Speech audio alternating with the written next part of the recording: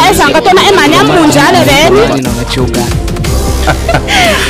Ale mwana olambo. Mwana olambo. Onebonge. Ibuchi wa mzee Joe familia bino. Alors mon motenge mo bitwa. Kana wanyo. La République démocratique du Congo, que vive la province du Sud. Sasa hivi miogo yote ilishagaribika. Iliendaka na maji. Sasa tutakuwa tunafanya ile ndana mtambala tutafanya haye. La mairie etutumi ele balabala mbocho kwanza ile ya bumbuka na ositutumi ile balabala bile yeye. Wanaopandisha bei ya chakula ni wakaaji wa sekta Tanganyika. Na wanaopandishiwa bei ya chakula ni wakaaji wa sekta Tanganyika. Kosa ni kwa nani? Kwa serikali, kwa wakaaji wenyewe. Ngano yako la to ya ule ndio tafadhali sana eti tu chini. Eti makama kalamo semos eti bila kana basha. Ato lende bene eti bila ibate. Apana tamango tanda bitolinda la na bitoli mulinda la iya. Tala le la kwali. Na bale bo se ba ke ba bale mo chakole la to chakole ibani ba dépité. Ba dépité to chakole ba bile na ka ba mo to eti la time eto. Au nom de l'Assemblée plénière de la Commission électorale nationale indépendante, je viens faire un point d'information sur quelques points suivants. 1. La clôture définitive des opérations d'identification et enrôlement des électeurs et les difficultés rencontrées. 2. Les étapes calendaires post-enrôlement des électeurs. La clôture définitive des opérations d'identification et enrôlement des électeurs. Le point 1. Lancé depuis le 24 décembre 2022 dans 10 provinces de l'ère opérationnelle 1, les opérations d'identification et d'enrôlement des électeurs ont été définitivement clôturées le lundi 24 2023 dans l'ère opérationnelle 3, marquant ainsi la fin de l'enrôlement des électeurs sur l'ensemble du territoire national et dans les 5 pays pilotes. Contrairement aux mêmes opérations effectuées en 2005-2006, en 2010-2011 et en 2016-2018, il a fallu exactement 122 jours, soit 4 mois à la CENI, pour mener les opérations d'identification et enrôlement des électeurs, non seulement sur l'étendue du territoire national, mais aussi pour la première fois dans les 5 pays pilotes au bénéfice des Congolais résidant à l'étranger. Il s'agit de l'Afrique du Sud, la Belgique, le Canada, les États-Unis et la France. Pour des raisons évidentes inhérentes à la situation d'insécurité qui prévaut dans certaines parties de notre cher pays, l'enrôlement des électeurs n'a pas été effectif dans le territoire de Kwamut, dans la province du Maïndombe, dans les territoires de Massissi et Rutshuru, dans la province du Nord Kivu et une petite partie de la commune de Maluku dans la ville de Kinshasa. L'organisation des opérations d'identification et d'enrôlement des électeurs dans ces territoires est tributaire de l'amélioration de la situation sécuritaire.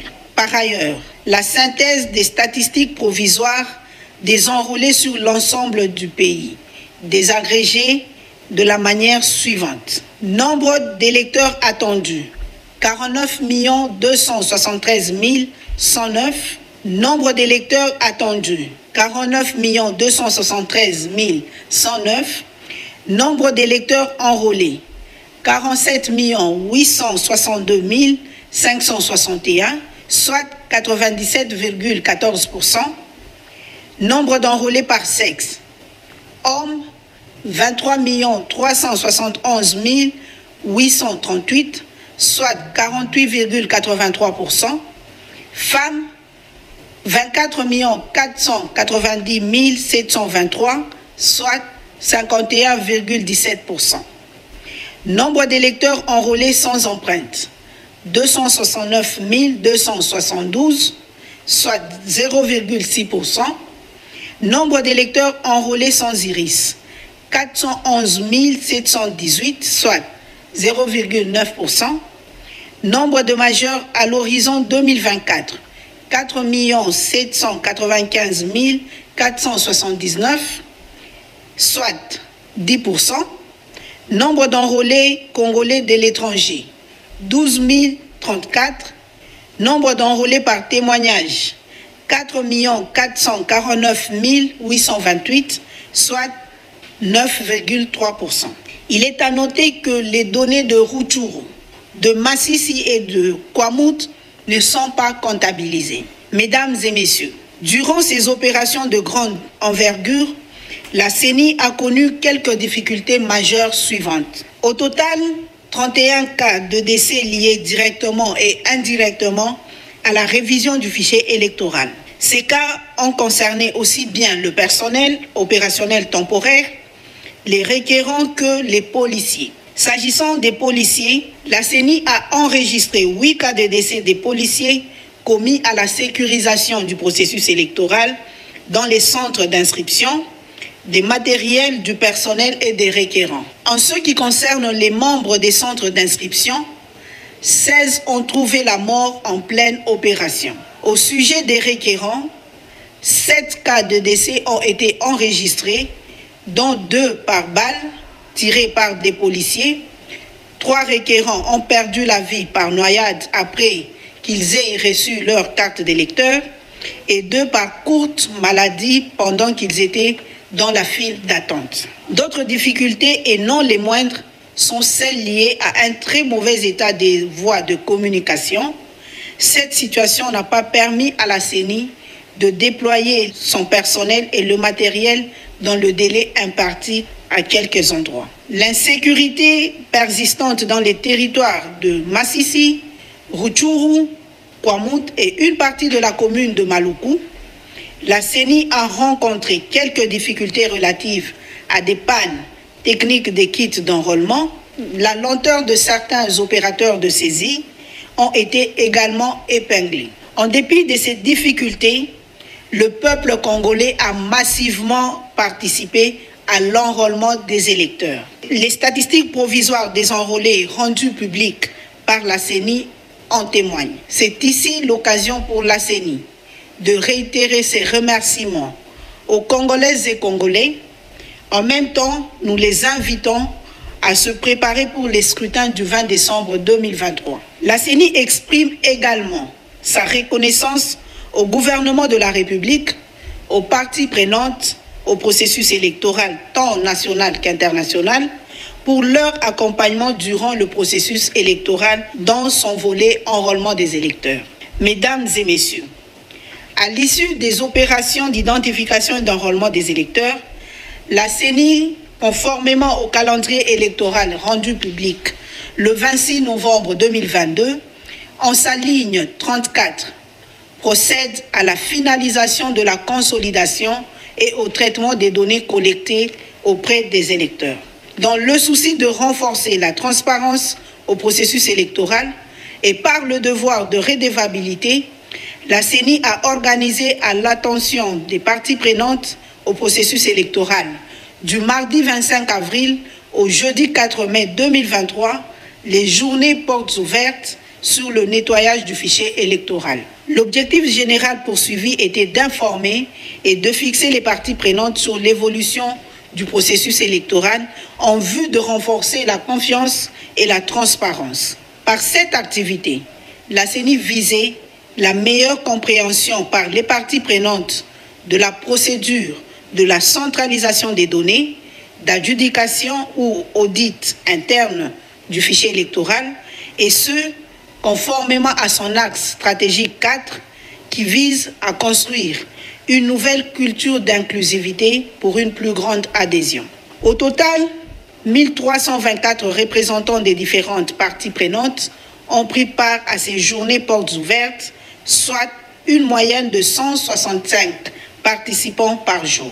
Les journées portes ouvertes ont donné lieu à des échanges constructifs et à des visites guidées des activités d'adjudication, ce qui a permis aux partenaires de la CENI, tant nationaux qu'internationaux, de se rendre compte de la sensibilité et de l'importance du travail qui est fait par une équipe d'adjudicateurs très professionnels pour assainir le fichier électoral. Pendant 8 jours, la CENI a ainsi montré aux parties prenantes qu'elle n'a rien à cacher et a ouvert les portes du Centre national de traitement pour la première fois au public non autorisé. La CENI remercie les participants et apprécie à sa juste valeur la qualité des échanges qui se sont déroulés aussi bien dans la salle Malou Malou qu'au Centre national de traitement où s'effectue l'adjudication. Ces journées ne seront ni les premières ni les dernières. 2. Les étapes calendaires post-enrôlement des électeurs. Mesdames et messieurs, le management de la CENI respecte à la lettre le calendrier publié le 26 novembre 2022. En sa ligne 35, il est prévu l'audit externe du fichier électoral, repris également dans le plan stratégique et opérationnel 2022-2027, rendu public en février 2022. Cet audit, voulu indépendant par la CENI, n'est nullement une contrainte légale, mais fait partie de bonnes pratiques auxquelles la CENI se soumet de plein gré, sans pression. C'est donc l'expression de la transparence caractérisant la centrale électorale. Par cet exercice, les parties prenantes et les partenaires au processus électoral constatent que la CENI n'a rien à cacher. C'est ainsi que notre bureau avait écrit à l'époque à l'Organisation internationale de la francophonie OIF pour solliciter son expertise et auditer le fichier électoral comme durant les cycles précédents. Dans la dite correspondance, il était mentionné noir sur blanc que la durée de l'audit est de 6 jours conformément au calendrier électoral. Cependant, à l'issue d'une mission exploratoire du 23 au 28 avril 2023 à Kinshasa, l'OIF a décliné l'offre de la CENI au motif que la durée prévue était courte. La CENI précise qu'aucune organisation internationale ou nationale ne détient le monopole de l'expertise en matière de l'audit du fichier électoral et que toutes, sans exception, recourent au service d'experts indépendants. Devant l'impératif du respect de délais constitutionnels, la CENI a, lors de son assemblée plénière du 5 mai 2023, levé l'option de constituer une équipe mixte composée d'experts nationaux et internationaux pour conduire la mission d'audit externe du fichier électoral par le biais d'un appel à candidature. L'objectif étant d'évaluer le système actuel d'identification et d'enrôlement des électeurs afin d'en déceler les forces et les faiblesses et d'en dégager éventuellement des mesures correctives, mais aussi de formuler, le cas échéant, des recommandations conséquentes visant à améliorer la qualité et l'intégrité du fichier électoral. Pour preuve, l'adjudication se poursuit et à l'issue de ce travail, les doublons, les mineurs et les photos des photos seront éliminés du fichier électoral. Mesdames et messieurs, conformément au calendrier du processus électoral 2022-2027, relatif aux élections présidentielles, législatives, provinciales, municipales et locales, rendu public le 26 novembre 2022, la CENI rappelle quelques étapes calendaires à court terme suivantes. Du 16 mai au 20 mai 2023, audit externe du fichier électoral. Le 21 mai 2023, publication des statistiques des électeurs par circonscription électorale. Du 16 au 22 mai 2023, préparation du projet de loi sur la répartition des sièges par la CENI via le gouvernement et dépôt à l'Assemblée nationale. Du 23 mai au 1er juin 2023, adoption de la loi sur la répartition des sièges par le Parlement. Du 1er au 15 juin 2023, promulgation de la loi sur la répartition des sièges. Le 25 juin 2023, convocation de l'électorat pour la députation nationale.